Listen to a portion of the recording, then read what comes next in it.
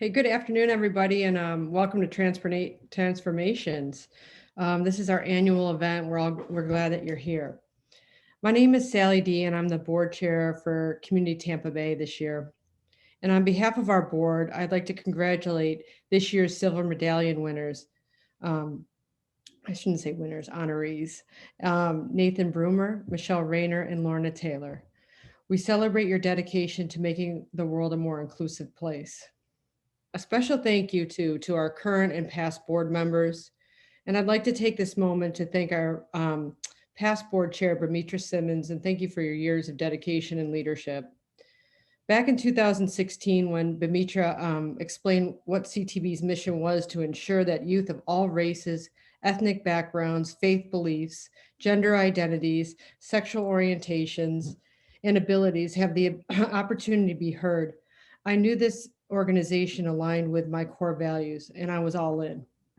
Since 2016, we've witnessed a dramatic increase in the displays of outright hatred and prejudice, from the multiple killings of unarmed Black men and women to violence against Asian Americans, to our state legislators enacting Jim Crow-like laws, restricting our voting rights, the right to protest safely, and the most recent decision to ban transgender athletes. CTB's work is more important now than ever. However, despite this seemingly endless barrage of hatred and discrimination, there is hope because organizations like CTB exist and are working tirelessly to effect positive change. During last summer's civil unrest, our CEO, Tammy Bryant, leveraged CTB's platform to take our message and mission to the business community. She brilliantly crafted a safe space for businesses and organizations to talk about race, discrimination, and prejudice. Her ability to convey CTB's message is truly inspiring. And it's not just Tammy. The board recognizes and appreciates the dedication of Sam, Masa, Esma, and Anna, and the work and the hard work they're bringing to CTB every day. I'd also like to thank the 3 decades, yes, 3 decades, of Anytown volunteers and donors. Without your support, CTB would cease to exist. In addition, thank you to our friends here today. Together, we are hopeful that we can create a more equitable world for this generation and the next. And last but not least, I want to recognize and thank our generous transformation sponsors. The Tampa Bay Rays, Nielsen, Mark Puskarich, and John Tonneson, Playbook Public Relations, Sparzu, Ellen Fantana CPA, the Stephen Gay Group, Shoemaker Loop and Kendrick, Living HR, Mad Mobile, Serenity Village, Truist, Larry and Claudette Lansard, Suncoast Credit Union, and Affinity CPA. Thank you. I'm going to turn it over to Tammy. Thank you so much, Sally. And oh my gosh, thank you all for being here. Wow, I'm looking at the participant number ticking up, and I can't tell you how excited we are to be in community with you this afternoon. My name is Tammy Bryant Spratling, and I have the honor of serving as the CEO of Community Tampa Bay. I go by she, her pronouns. This afternoon is about bringing the Community Tampa Bay community together to connect, to celebrate, and to experience. Sometimes I still find it hard to believe that it's been about 1 year and 2 months since we began this era of social distancing. Our supporters, Anytown graduates, program participants, and volunteers commit themselves to anti-discrimination work every single day. And that can be pretty exhausting to do in a vacuum, especially during a time of social distancing. So as we face these societal crises in the past year, we know it's important to join together, uplift one another, and to re-energize ourselves together to continue to fight against all of the isms that exist in our community. We simply cannot do this work without this phenomenal community.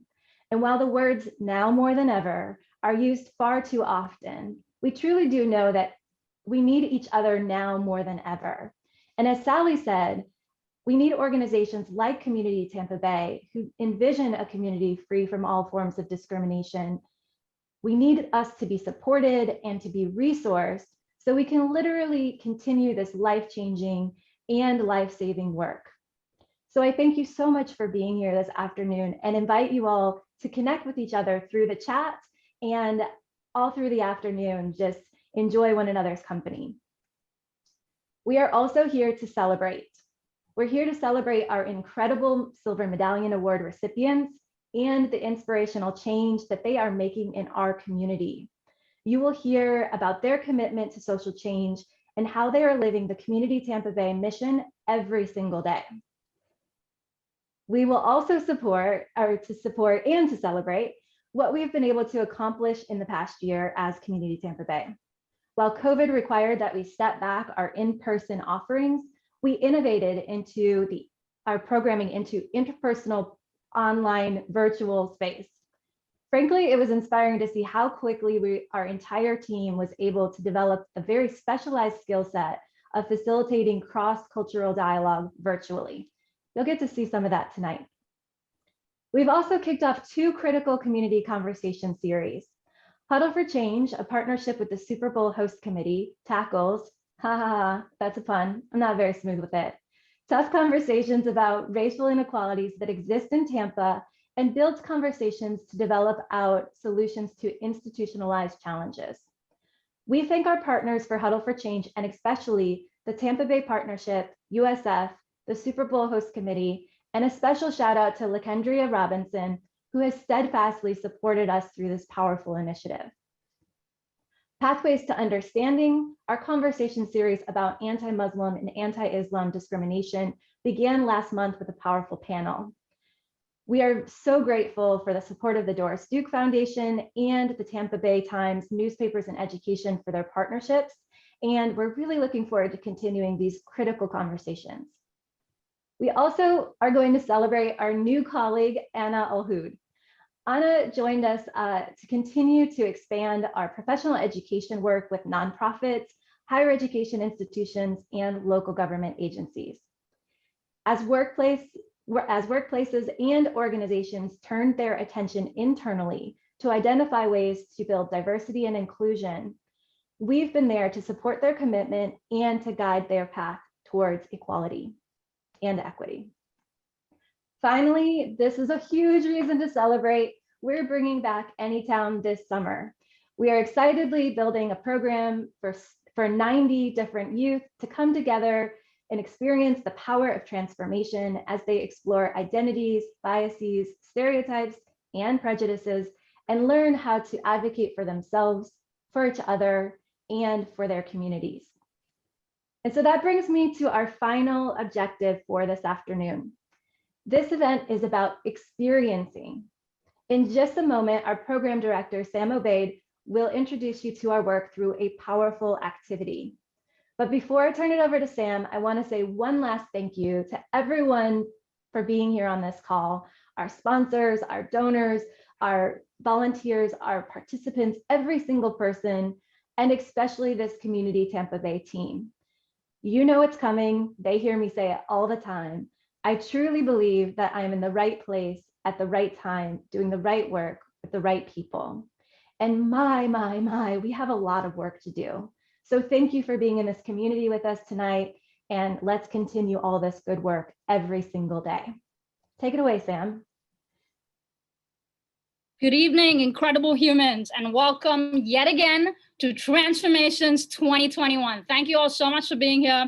My name is Sam, and one of my philosophies in life and at Community Tampa Bay is why tell you what we can do when we can show you what we can do, right? While every single human here is so important to us and so special to our organization, there are 6 very specific humans that I would like to call upon this evening. Danielle Jordan, Jaden Sanders, Gabrielle Silberman, Darnell Henderson, Manolo Plazas, and Alois Hanna are all graduates of our flagship Anytown program. And what we do at Anytown in the summer, they do all through their lives. And today, we have the distinct pleasure of welcoming them as our facilitators to give you a glimpse of what Community Tampa Bay does and who we are. In just a minute, you'll all be whisked away into a breakout room, which I'm sure everybody by this point in time is familiar with in the virtual world. And one of these amazing humans will be assigned to your breakout group, right?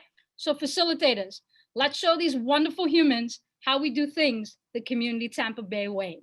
Off to your breakout rooms, folks.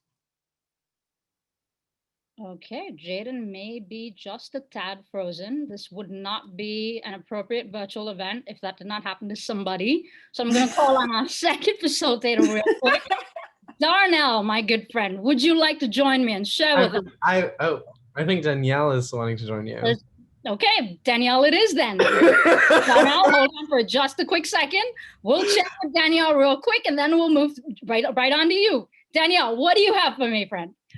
Hello, thank you all so much. I really had a great time in my breakout group. We really talked about this idea of assessing our identities and how our identities and understanding that has changed. And for me, as somebody who went to Anytown in the time right before, I think it was my junior year of high school, something that was really real for me at that time is I am a Black woman who comes from an undocumented background and a low income background. So I was very aware of all of the intersections in which I held oppression. And I went to Anytown, and Anytown really helped me to understand all the many identities in which I do hold some form of privilege. It helped me to assess the other 10 identities or the other identities in which I hold.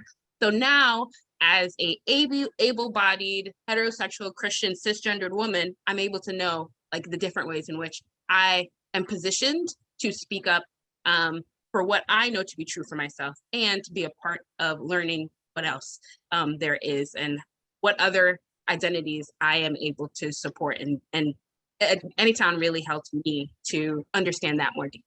So yes. Thank you so much, Danny D. Here's the intersectionality. Here's the understanding intersectional privilege. I really appreciate you bringing up that nuanced point. Tech folks, if you could please bring back my darling Darnell. Thank you so much. Darnell, I'm here. Please share with us what your group talked about. So my group talked about the different experiences with interacting others who aren't immediately like us, don't look like us, don't come from the same background. I think the general kind of consensus from those who shared kind of was this surprise, but this adapting to different, I guess, like different humans, but also kind of reaching out and extending like a warm hand to those who might need it most, and recognizing that and pushing ourselves beyond our regular comfort levels to be a supporting hand with to others. Amazing. And as far as you are concerned and this goal? So for me, experience is near and dear for me because I always remember my work as a facilitator, especially with Kendall Yonkman, who is a differently abled human. I believe she cannot hear.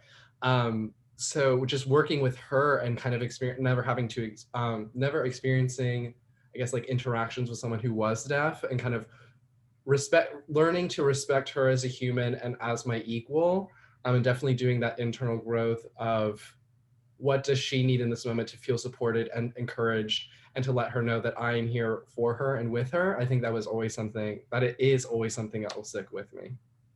So experience is always a learning experience is what I'm hearing, right? Absolutely, yeah. Thank you. Thank you so much for sharing with us, Darnell.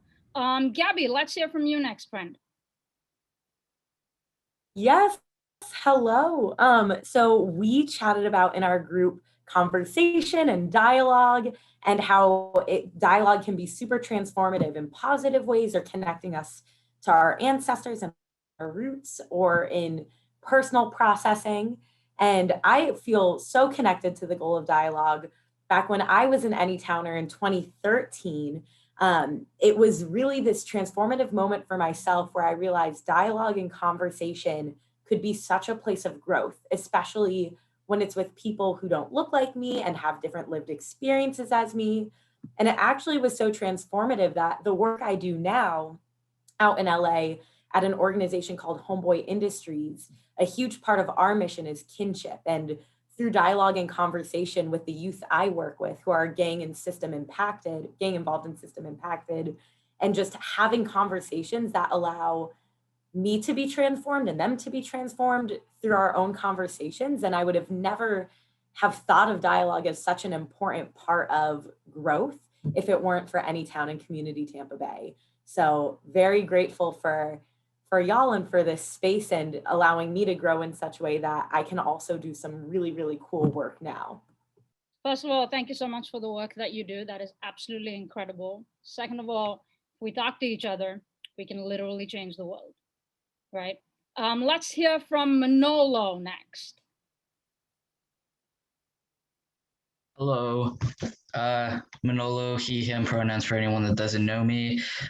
So in our group, we specifically discussed advocating and the different ways in which that can look like. And so some people really brought up about how it's important to advocate for the community and specifically going to legislators and talking to them about issues that are important to us and issues that pertain to us. But then also kind of small scale. It's not small because it makes a big impact, but it's small because it's so interpersonal of having a one-to-one discussion and advocating in that moment. So if you're having a personal moment with someone and they say something out of turn and you call them on it and they're like, oh, I thought that this was my safe space to say that kind of thing. And it's like, no, this is your safe space. And this is for me to also hold you accountable for the things that you've just said. Being advocating in those small moments are equally as impactful as advocating for something as legislation, and also making sure that that's something that we can learn as youth and how growing up that really helps us, and then later impacting others to advocate in the same manner, our students. So for me, this really ties back to when I went to Anytown. I'm kind of a shy person. I have a really hard time advocating for myself and advocating for others. So it's like my favorite goal, but also my most challenging goal. So I really learned how to be able to do that in bigger spaces and especially in smaller spaces, not letting people kind of like step on me or not letting people step on other identities and just like going along with it and being a bystander. Amazing. Thank you so much for sharing that, Manolo. What I'm hearing is advocacy is accountability. And we must continue to hold people both in the larger spaces, the systemic spaces, and in the micro spaces and our interpersonal conversations accountable as well. Last but definitely not the least, can we bring Alois up, please? Hi, everyone. My name's Alois Hannah. I use she, her, hers pronouns. I had the amazing room 6, and we were able to talk about instances where we've led action toward a goal and how that experience may have differed from our expectations. And a common theme that we were talking about was that sometimes we don't choose leadership positions, but we're called to be leaders by other members of our communities because of traits and support that we may offer in our everyday life. And an instance where I've had the opportunity to lead was when I served as a member of Advocacy Academy. It was the first opportunity where I was able to speak with elected officials and represent my own community, but it was a life-changing experience. And even though it felt daunting at times, it was the first experience where I had the opportunity to represent my own community and take up space that I knew that some people didn't have the opportunity of being in. And so it was a learning experience for not only myself, but for all of the Advocacy Academy members that were there. And a big part that we were also talking about, a theme, was that, you know, being a leader, it causes you to learn how to be comfortable with being uncomfortable. And being a part of this pandemic, we all know that life is going to throw a lot of unexpected changes that we weren't expecting. But being a leader is learning how to roll with those punches and still continue to push towards a common goal, no matter what, no matter what life throws your way. But that was the amazing group 6, and that was what we had to share. Thank you so much, Alois. So I'm hearing so many different things from that leadership piece. Leadership is all about being able to be adaptable. Here's to inclusive leaders. Here's to young leaders. Here's to that accountability piece all over again. And folks, what y'all heard, with the exception of, I know Jaden unfortunately was not able to present because Zoom is Zoom, but what y'all heard from each of our facilitators was one of our Anytown goals that make up this wonderful program, right? And our goals are know, experience, dialogue, assess, advocate, and lead. These are the 6 goals, the foundation upon which our entire Anytown program is built. This is what Anytown is, and this is what Anytown does. And this summer, Community Tampa Bay will be responsibly hosting the Anytown program over 3 two-day-long sessions serving about 30 students each session with 15 volunteer staff in each session. If you are so motivated by the conversations that you have, and in some secret space in my heart, I know that you are all so motivated by these conversations that you have had, I would like to ask you to please apply to volunteer this summer so you can also become a part of this incredible work that we do. Of course, no matter how much I want to convince you, I also do understand that for a lot of folks, spending that kind of time away from your loved ones is not possible, especially now, especially where we are. And I want to encourage you to do what is best for you, which is why at this moment, I'm going to throw it over to my wonderful colleague, Community Tampa Bay's Program and Development Coordinator, Masa Mochizuki, who's going to tell you the many, many other ways that you can contribute to Community Tampa Bay. Masa, please take it away. Thank you so much. And let me make sure that I am unmuted. Fantastic. So can we get really quickly, can we get some snaps across for our boss facilitators and volunteers who model what leadership looks like? Can we get some snaps for Sam, our program director, who pushes our programs to new heights, develops brand new ones, and cultivates this incredible community of leaders? Snaps for Sam. And snaps for yourselves, because your sharing of your own experiences and having this conversation, right? Like dialogue can't happen without y'all. So snaps for yourselves. So I want y'all to take the next 10 seconds to type in the chat. Thinking about what we just experienced, how do you feel? What is one word to describe how you feel after this experience? Go ahead and take about 10 seconds to type in the chat, y'all. And I'll just read them out and we can just open to growth, hopeful, I'm seeing grateful, optimistic, connected, buzzing, invigorated. Yes, love it. Keep those coming. So all of these feelings, right? All of this that you just felt, I want you to think about how we just spent 15 minutes-ish talking about all this, talking with each other, listening to each other, and it led to these words. Now, I want you to think, expand that to the 3-hour youth conferences that we facilitated throughout Pinellas County Schools this past year. Expand that to the 2 full days that Sam just talked about for each session of Anytown this summer. Expand that to the 3 days of Advocacy Academy in Tallahassee and the multiple weeks of training and local service and advocacy events. Expand that to the 5 days and 4 nights of residential Anytown after we can finally be more safely in physical community with each other. Imagine how much we have already done and what we will continue to do with all of this, right? So now I want you to remember the feeling that you just had and all these words that you just typed.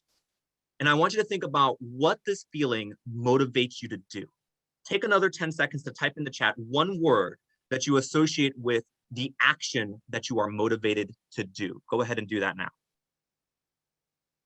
So we have all these other words, empowered. Okay, I see teach. What else? Apply, connect, share, serve, advocate, mentor, fantastic. All of these, keep them coming, y'all. So I want you to remember, right? All of these actions that we're typing in right now matter and have impact. This work takes us being in community with each other, and we want you to be in community with us. So here is the ask. Become a monthly donor.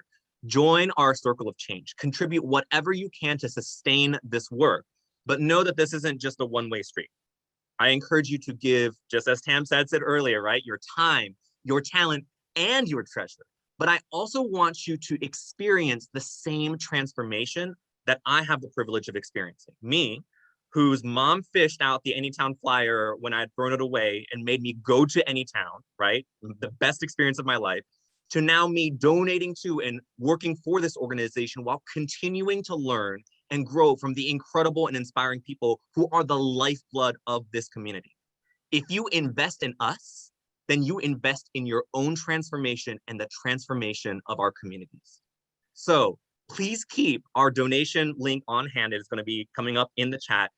But now to hear more about the impact of what we do and the people in this community, I want to introduce Esma Lopez, Anytown graduate, Advocacy Academy and Anytown Institute graduate, artist, activist, and our year-long AmeriCorps Vista. Esma, take it away. Thank you, Masa. As Masa said, I'm Esma Lopez, Community Tampa Bay's Anytown AmeriCorps Vista. I go by they, them pronouns. And to start off this intergenerational conversation, I want to start by giving more context about what Anytown is and what Anytown embodies. Anytown is our annual youth program where groups of students from both Hillsborough and Pinellas County are selected to participate in sessions where they get to interact with a diverse group of their peers, our staff, and our volunteers, and engage in cross-cultural interaction and meaningful dialogue. In the end, these students come out amazing leaders who cultivate change within their communities and school. So with that being said, this summer we are approaching and celebrating Anytown's 30th year, such amazing things happening. And this program is in the special position to have amazing groups of humans and incredible human beings from over the years. Today, I'm getting to talk to two of these humans who represent two generational cohorts of Anytown, and both attended the program and gone on to do amazing work where they are working towards a future towards ending discrimination. So I'd first like to introduce our youth participant, India Somaru, who attended Anytown in 2018, and since then has continued to assess and advocate for her identities. India, if you'd like to introduce yourself and your pronouns. Hi, I'm India Somaru, and my pronouns are she, her. I attended Anytown in 2018. I'll also introduce our non-youth participant, Dr. Butler. Dr. Butler attended Anytown in 1998 and has continued to analyze the intersection between race and victimization. And with that, I will let her introduce her pronouns and a brief introduction of herself. Hi, my name is Dr. LaDonna Butler, and my pronouns are she and her.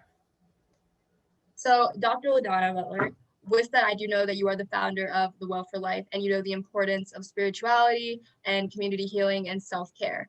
From these practices, you know that the work that Anytown and others like you and India do is necessary, but emotionally and physically demanding. Exhaustion and burnout are two really real things in this work. So, as it relates to the struggle for equity, if you could describe in a minute or two, what advice would you give to younger Anytown delegates like India and your younger self about sustaining yourself for the long haul? First of all, your power is overwhelming. So finding a place to, number one, affirm at your own enoughness is critical as we go into the work. So affirm. I found that my experience during Camp Anytown in 1998, I was surrounded by people who could see me and affirm me in my body, in my being. And so that allowed me to then pass that on throughout all of my work. So affirm you as enough.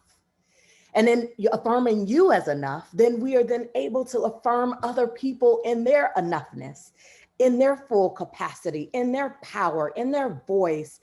So much so that they are able to heal, thrive, and serve. So affirm not only for you, but affirming for others. That way we can all just experience our humanity together. And then as we affirm, the last thing I'll say is rest. Rest in the enoughness, rest and restore so that we can continue to do the work for the long haul. You see, as we are ambitious in dismantling all systems of oppression. That is what we are doing. We are also leaning to a society that we can all experience safety and full joy and well-being. And so I encourage all of us to experience rest as a part of our resistance and as a part of our elevation. Thank you, Dr. Butler. I love the statement as rest is part of our resistance and affirming, because a lot of the times people do think that this work does fall on them and it's only one person, but we do need to rest and affirm ourselves to get to that place where we do cultivate that society we are working towards. And moving to our youth delegate, one aspect of the younger generation that I have noticed is just how hopeful and imaginative they are and in cultivating that society that you did mention. Anytown really teaches its delegates to dream of a world beyond borders and restrictions, and our youth really take to heart the lesson that the future isn't confined to the circumstances and the constraints of the present. So that leads me to ask you, India, how do you envision the future, and what do you believe the collective effort from past and current Anytown delegates should entail to achieve said future? So one of the things I've always seen in the future ever since hearing Sam say it at like one of the end of my session was Sam's goal was to open her own school for Community Tampa Bay with its own curriculum. And ever since I've heard that, it was something that like I really like have thought of for like 3 years straight, because the amount of like actual knowledge that kids would get from Anytown alone, like through the workshops that was unknown, was incredible. And kids would go home with such different mindsets. And I've known people that like start problems with their family and start bringing stuff up, which is like so dangerous. But you know, it's like they become pushing that barrier and those boundaries with people in their lives that they're super close with. And so ever since thinking about that and knowing that like that it's possible, it's not just like a dream to have actual conversations about the real things going on and not just whitewashed history and how everything has been taught and like how the curriculum hasn't changed really.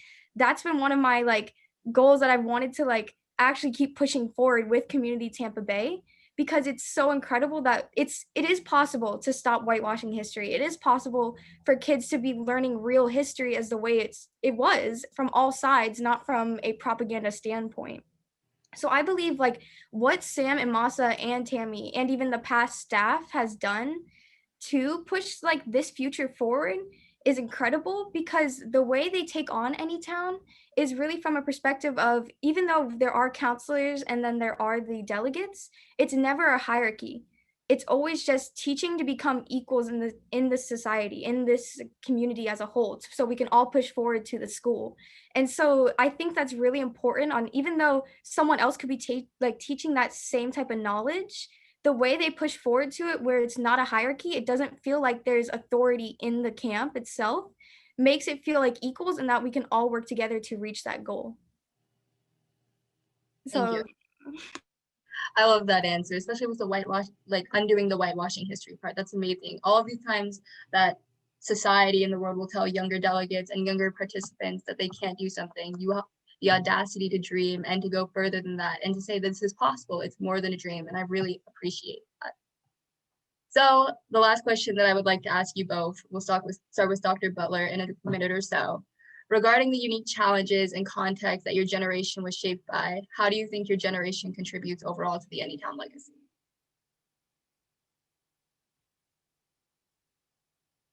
That was a hard one. I think needed some prep time for that.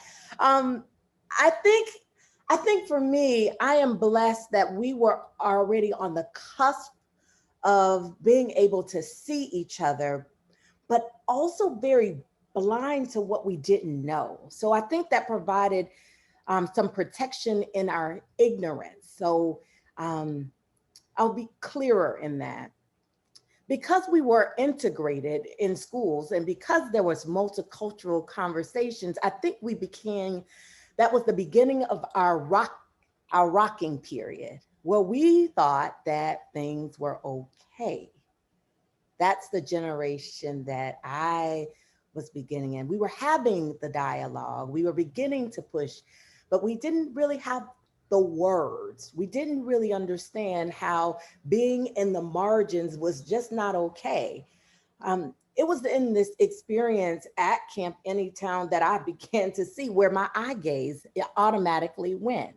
I started to explore what it felt like to be in the room with other people and the automatic movements of silencing that I was doing for myself, as well as other people who looked like me, loved like me, or experienced like me. And no one could say that that was me. That was me acting in my own, out of my own protectedness. Well, now our eyes are beginning to awaken.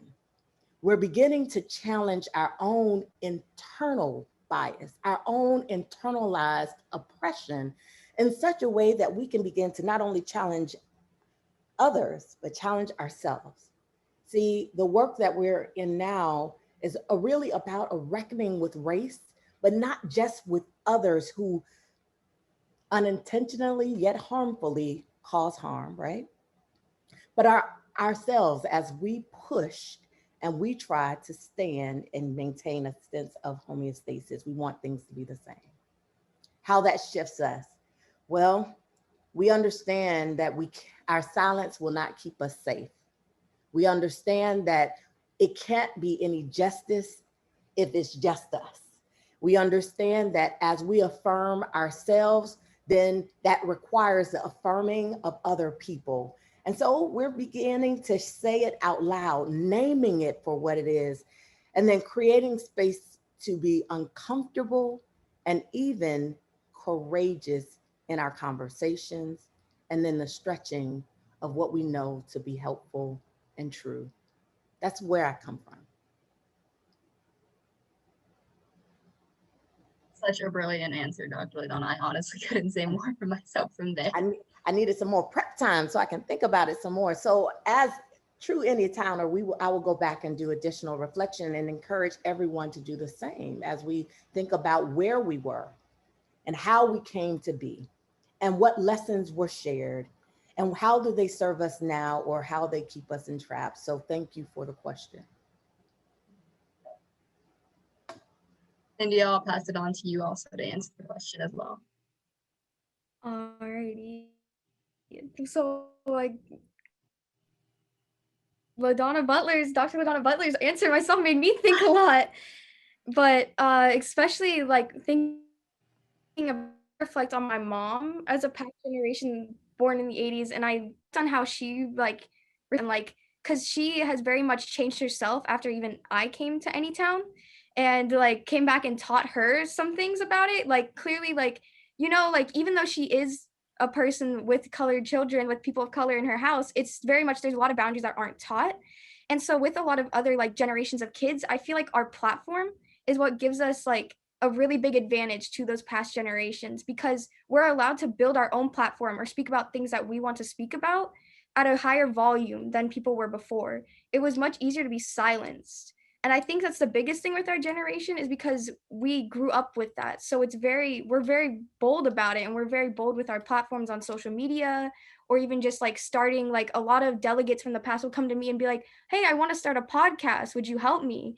And I'm like, of course. I don't know why I'm qualified for that, but I'll help you any way I can, you know? So I think with like my generation and even like other generations of kids I've met from Anytown, our biggest thing is that we are very big about the platform and we're very bold on moving towards it because we're not as scared of it. I feel like past generations were really scared with it because like when I see my mom and stuff like that, she gets very scared about me like speaking up about this type of stuff because it is very dangerous for a lot of people to speak up about anything, even with their intersectionality, you know?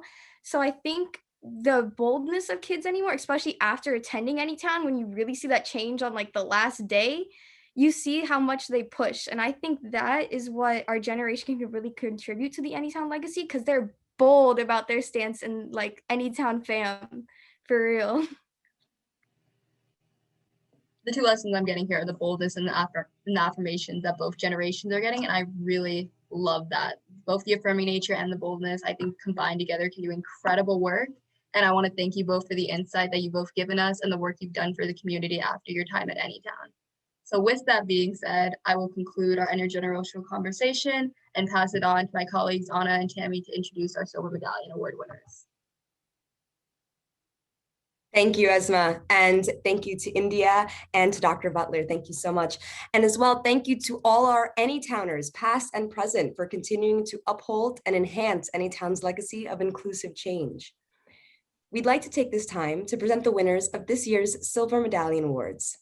In 1970, Community Tampa Bay began honoring leaders in inclusion and justice with the Silver Medallion as a way of acknowledging and affirming impactful work being done in our community. Today, we proudly continue that tradition by introducing tonight's winners in a spirit of gratitude, celebration, and community. Tonight's honorees have gone above and beyond in their efforts to foster diversity, inclusion, equity, and progress within our region. Their influences reflect local, state, and federal levels of engagement that speak to their individual commitments to the communities that they serve. It is with great pleasure that our team presents 3 truly inspirational humans whose ambitions for our community are outmatched only by their dedication. Our first recipient has had ample experience in the nonprofit sector, having served in a number of roles ranging from volunteer to executive director of one of Tampa's largest LGBTQ+ or youth organizations. This individual currently serves as the president of St. Pete Pride, where they advocate for fair and free expression for members of our thriving LGBTQ+ community here in Tampa Bay. Their track record in advancing transgender rights on local and national levels is also inspiring, given their board member status on Equality Florida Action Inc., as well as their efforts to promote progressive policy for transgender communities as an Andrew S. Cray Law Fellow with the National Center for Transgender Equality in Washington, D.C. However, their advocacy does not end here. In addition to advancing gay and queer rights, our first recipient also served as the Director of Operations and Programs for the Homeless Coalition of Hillsborough County. Their experiences as an educator, executive director, and consultant have endowed them with a deeper understanding of how we as humans from different backgrounds and walks of life can be true allies to one another, despite our differences. With great pleasure, I introduce our first Silver Medallion honoree, Nathan Broomer. Hi, my name is Nathan Broomer. I use he, him pronouns, and I'm the president of St. Pete Pride. I'm honored to be receiving the Silver Medallion Award this year from Community Tampa Bay, an organization I've known for a very long time who does tremendous work here in my hometown of Tampa Bay. I've recently stepped into my role as president of St. Pete Pride, and I can't be certain, but I think I may be the first leader who is a member of the transgender community of this organization. And I have often been the first or only trans voice in a lot of circumstances or rooms or sitting at tables. The shared mission and vision that both of our organizations have is tremendously personal and life-saving. I think about my family, both my family and my chosen family, which is probably a whole lot of you that might be watching me stumble over my remarks today. And I couldn't be who I am without that full community. My parents are from a different generation, and we're two very different advocates. My father was a warrior who marched and fought and taught me about the farm workers movement and taught me about social justice from his experiences, both as a World War II veteran and then marching in the 60s and the 70s. And my mother was a silent warrior. She was one of the first female physicians in this area, in fact, and she was quiet, but she was strong. And there was a lesson for me to learn about why she was so silent, but pretty powerful. And both are unfortunately gone and not able to share this honor with me, but they are with me as I carry forward the work, which I'm inspired to do by all the other folks doing the work every day. And so for that, I guess I am honored to accept that for my place in this community and for my ability to do the work here and to continue to fight the fight that needs to be fought collectively and to elevate all that struggle. And it's a very long list. It's a very, very long list. And the only way we do that and truly get to a lived experience for all of us is to understand and acknowledge our shared humanity, which includes our shared struggles. And then I guess, as in today, our shared successes. So for that, Community Tampa Bay and the whole team, thank you for letting me share that with you all. And I'll see you out in the fight as we keep doing what we're doing. Thank you. Thank you. Thank you, Nathan. Our second recipient, you may know, I'm sure many of us know, as a civil rights attorney, social justice advocate, and politician, our next honoree wears many hats to get the community building work that she is so passionate about done. Most of you may know her as a barrier-breaking force, seeing as she is the first openly queer Black woman elected to the Florida legislature. Driven to advance equity across our community and beyond, this individual was elected as a member of the Florida House of Representatives in 2020, representing District 70, which covers parts of Pinellas, Hillsborough, Manatee, and Sarasota. Her work adds to a family legacy of service to the people of Tampa Bay and Florida.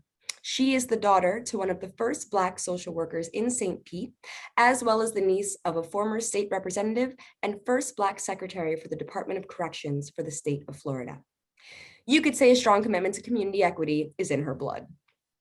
This ally's efforts to secure more funding for community programs, voter protection, justice system reform, and working family empowerment in District 70 has led to her name being associated with progressive criminal justice reform and the importance of education.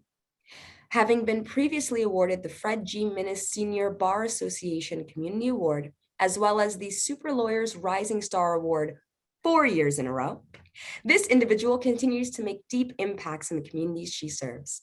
Without any further ado, I present our second medallion winner, Representative Michelle Rayner. Hello, thank you so much, Community Tampa Bay, for this award. I have to tell you, when I had heard that I was receiving this award, I was shocked and surprised, but I was honored. Your organization is an organization that embodies the beliefs and just the core commitments that I have of inclusivity, diversity, and making sure our community is equitable and works for everybody. As many of you know, I am a representative in the Florida State House, and this session we have seen an unparalleled attack on some of those values of diversity, inclusivity, and equity. We have seen transgender children be attacked by our legislature. We have seen voting rights being suppressed, taking us back to Jim Crow era. We have seen, the right to protest be attacked as well. The right that even if someone is protesting, someone is able to hit them with the vehicle and that they're able to, not be charged with any crimes. We have seen a legislature that is more focused on dealing with problems that don't exist instead of creating an equitable Florida. So when I see and know and I'm able to partner with organizations such as Community Tampa Bay, it lets me know that we are moving in the right direction, that even when it looks dark, even when it looks like things are getting not as good, or they're getting worse before they get better, that we are moving in the right direction, that we have to keep the faith, we have to stay the course. And I am so grateful to be honored. It truly is an honor, especially just the work that I do with as an attorney, as a civil rights attorney, as a criminal defense attorney, and as an advocate for my community, an advocate for everyone in my community. And so I thank you so much for this award. Thank you for allowing me to say a few words. And I hope you have a wonderful rest of your program. Thank you. Thank you, Michelle. Our final recipient is the president and CEO of Premier Eye Care, a leading expert in national managed eye care. Headquartered in Tampa, Florida, with a revenue of $200 million, Premier is ranked as one of the 75 largest private companies in Florida.